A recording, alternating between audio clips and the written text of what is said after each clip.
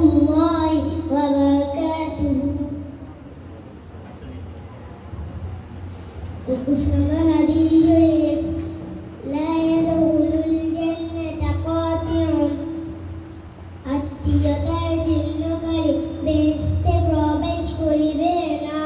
22 নম্বর হাদিস শরীফ, আয-যুলমু যুলুমাতুন ইয়াওমাল কিয়ামা, জুলুম কিয়ামতের দিন ভীষণ অন্ধকার হইয়া দেখা দিবে। 23 নম্বর হাদিস শরীফ, আল-গিনা গিনান নাফসি, প্রকৃত ধনী হইল আত্মার ধনী। 24 নম্বর হাদিস শরীফ, কুল্লু বিদআতিন দালালা,